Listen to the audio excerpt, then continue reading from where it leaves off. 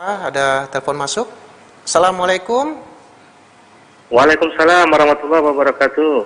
Siapa dan dari mana, Pak? Dari Medan, Ustaz, Lubuk Pakam. Dari Medan, Lubuk Pakam. Langsung ke pertanyaan, Pak.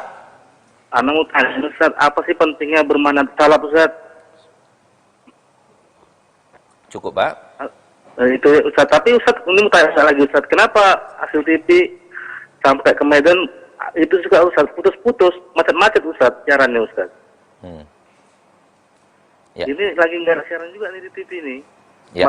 Putus-putus dia. Cukup, Pak. Sudah, Ustaz, makasih Ustaz. Assalamualaikum. Waalaikumsalam warahmatullah. Urusan putus-putus sudah kita katakan tadi. Mungkin ini tidak perlu kita ulang ya.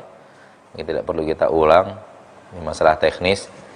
Wallahu ta'ala alam. Adapun tentang bermanhaj salaf, salaf itu adalah generasi yang dipuji oleh Allah di dalam Al-Quran, generasi penduduk surga.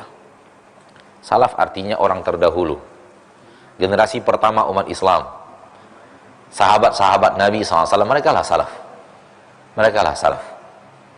Abu Bakar, Umar, Uthman, Ali radhiyallahu anhum, Aisyah radhiyallahu anha, ya, Ummu Salamah, Ummu Habibah, Abu Hurairah, Abu Sa'id Al-Khudri, Abdullah bin Umar, Abdullah bin Amr, Abdullah bin Abbas, Abdullah bin Abbas, Abdullah bin Mas'ud, ya, dan Jabir bin Abdullah, Abu Sa'id Al-Khudri, dan banyak lagi sahabat-sahabat Nabi yang lainnya, Mu'ad bin Jabal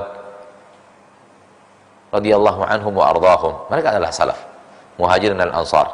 Abu Dzar Al-Ghifari, Abu Darda, Abdurrahman bin Auf, ya. Kalau di Madinah ada Mu'ad bin Jabal, ada Mu'ad bin Amr, ada Abu Bakrah, dan ada Sa'ad bin Mu'adz, Sa'ad bin Ubadah radhiyallahu anhum, ada Malik bin Anas.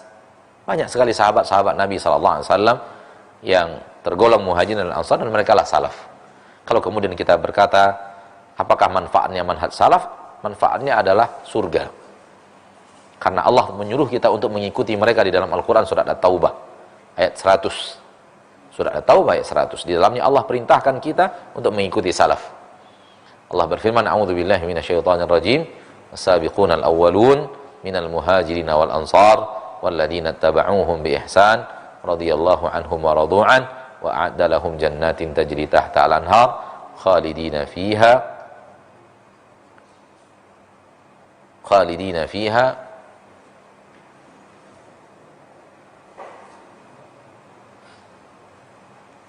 ya, hilang dari anak hafalannya. Intinya adalah wasabiqunal awwalun minal muhajirin wal ansar walladzina tabauhum bi ihsan radhiyallahu anhum wa radu'an wa 'adda lahum jannatin tajri min tahtihal anhar khalidina fiha abada dzalikal fawzul 'adzim.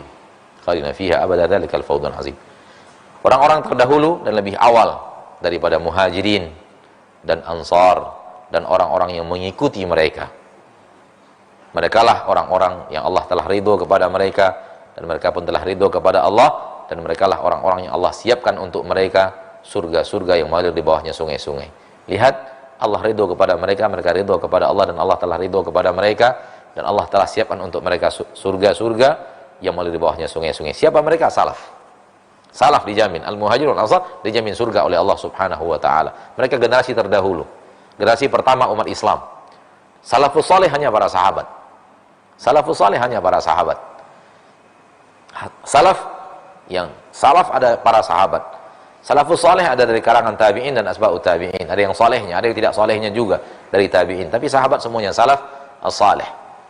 Jadi, ma'asyiral muslimin, ma'asyiral muslimat, lihat Allah berfirman, minal muhajirin wal ansar walladzina tabauhum bi ihsan. Muhajirin dan ansar adalah kaum salaf, dan ada kelompok yang ketiga yang Allah jaminkan untuk mereka surga, yaitu orang yang mengikuti mereka. Garis bawahi kalimat ini di dalam Al-Quran, walladzina tabauhum, orang-orang yang setelah salaf mengikuti mereka, mengikuti kaum salaf, mengikuti cara beribadahnya para sahabat, mengikuti akidahnya para sahabat, mengikuti tauhidnya para sahabat, mengikuti ibadah sunnatnya para sahabat, mengikuti ilmunya para sahabat, mengikuti amalannya para sahabat. Sahabat Nabi yang mulia, murid-murid langsung dari Nabi kita tercinta Muhammad sallallahu alaihi wasallam. Mudah-mudahan bermanfaat. Wallahu a'lam bishawab. Assalamualaikum Ustadz. Waalaikumsalam warahmatullahi wabarakatuh. Saya ingin bertanya, apakah memakai kaos kaki untuk wanita, kita jika keluar rumah sama wajibnya dengan memakai jilbab juga? Ustaz. Baik. Kalau kita tahu hukumnya bahwa seluruh bagian tubuh wanita adalah aurat kecuali wajah dan dua kaf, maka tahulah kita bahwa kaki juga bagian daripada aurat. Kalau kita tahu hukumnya bahwa seluruh bagian tubuh wanita adalah aurat kecuali wajah dan dua kaf. Dua kaf ini tidaklah aurat kiri dan kanan bagi kaum wanita, maka tahulah kita bahwa kaki tidak bahagian daripada pengecualian. Berarti dia juga harus ditutup. Pakai apa nutupnya? Bisa pakai baju. Baju yang sampai ke lantai. Atau kalau baju kita agak ke atas, pakai penutupnya, kaos kaki. Dan yang lainnya. Intinya ditutup dari penglihatan orang yang bukan mahram. Ya. Karena itu yang dikatakan oleh Nabi SAW, "Idza hadatil mar'atu", apabila seorang wanita sudah mencapai usia haid, maka tidak boleh ada yang tampak dari dirinya kecuali wajah dan dua kaf. Ini pesan dari Nabi kita tercinta, syariat dari Nabi kita tercinta Muhammad SAW. Maka kita sampaikan seperti yang disampaikan Nabi SAW. Maka kaki juga adalah bagian daripada aurat yang harus ditutup, wajib ditutup. Wallahu ta'ala a'lam. Jazakallah khair Ustadz.